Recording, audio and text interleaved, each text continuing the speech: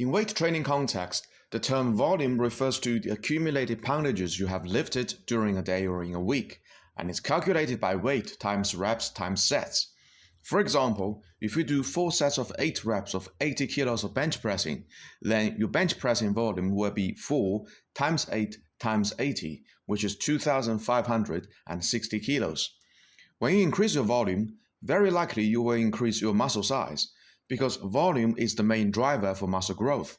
And as weight is only one factor in volume calculation, and there are other 2 factors that can increase your training volume as well, you don't have to necessarily get stronger in order to get bigger.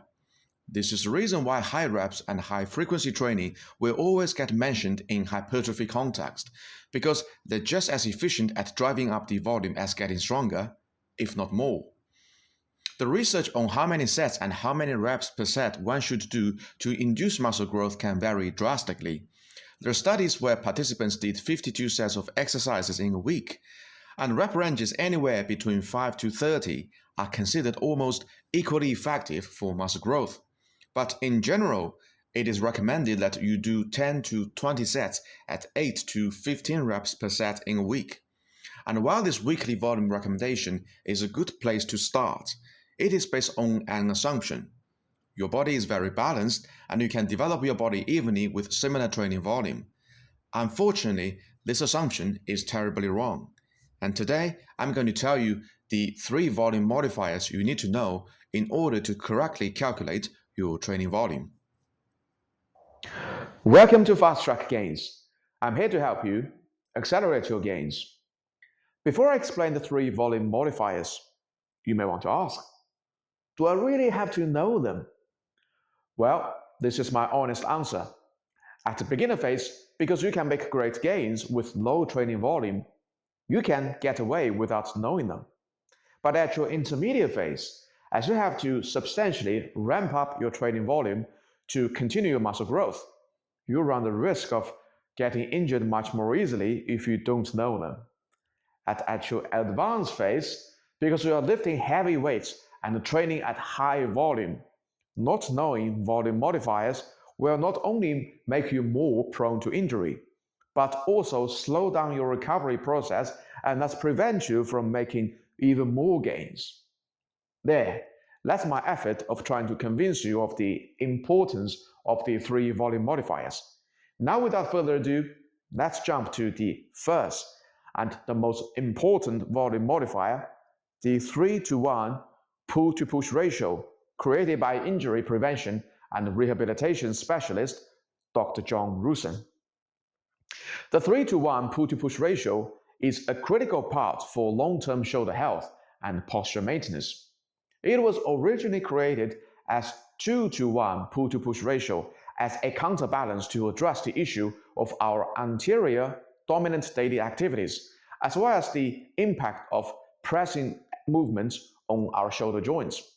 Because most people's back muscles are not as strong as their front muscles, and training front and back evenly will only cause shoulder pain in long term. And to this day, a lot of other fitness experts would still promote the original 2-to-1 version.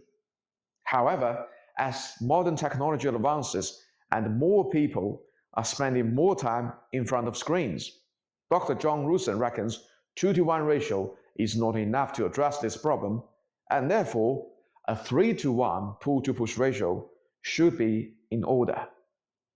The reason why 3-to-1 pull-to-push ratio is the most important volume modifier is obvious. Most people don't train their legs nearly as frequently as they would train their upper body. And when they train their upper body, they're obsessed with bench pressing. What they have not realized is that for every set of bench press, you have to do 3 sets of back exercises to maintain your shoulder balance.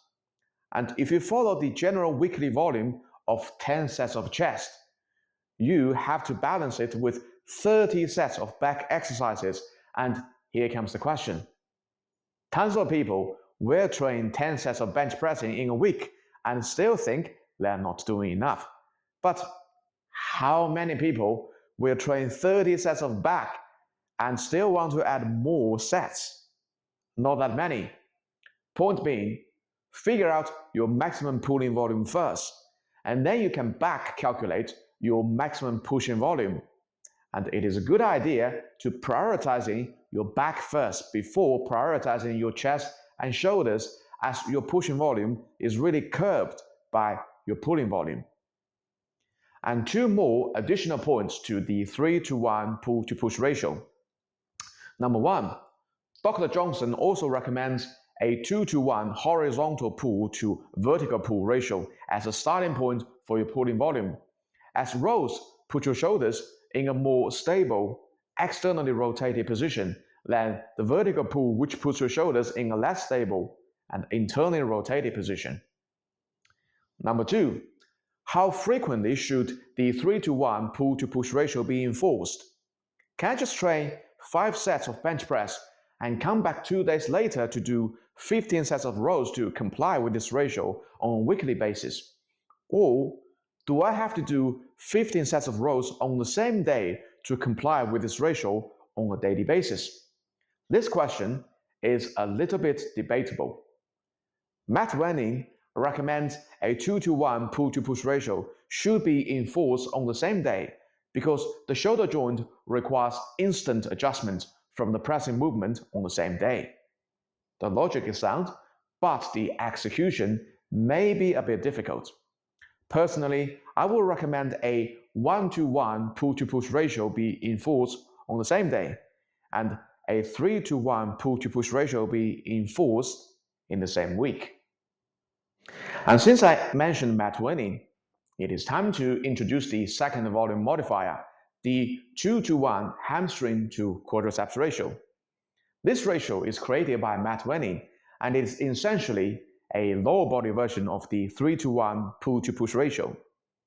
And just like the upper body 3-to-1 pull to push ratio, the 2-to-1 hamstring to quadriceps ratio aims to address another imbalance of our body, our knees. The quadriceps are in charge of extending the knees. The hamstrings are in charge of bending the knees.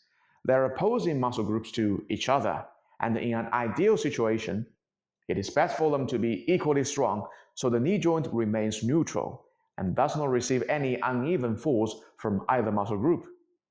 However, in reality, quadriceps are more than double the size of hamstrings, and when people train their legs, as hamstrings cannot be seen in the mirror, they rarely get trained. This will further exacerbate the imbalance and eventually cause knee pains. In order to address this imbalance, you have to double the volume of a hamstring training and strive to make them as strong as your quads. This ratio should be even more important than the upper body 3-to-1 pull to push ratio because the majority of your muscles are in the lower body.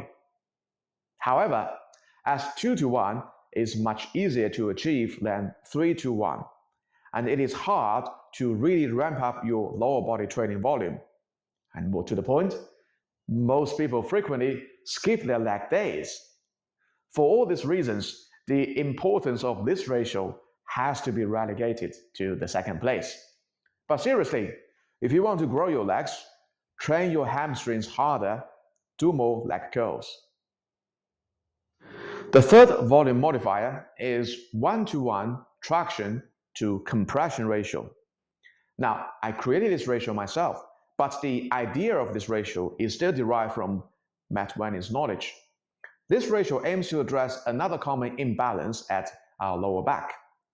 As I've mentioned in my previous video, the lower back is likely going to be the biggest limiting factor to curb your total training volume, as it takes much longer time for the lower back to recover from all the compound lifts and all the traditional lower back exercises, back squat, deadlift, rows. They're all compression-based exercises, meaning they will add more pressure to your lower back and slow down your recovery process.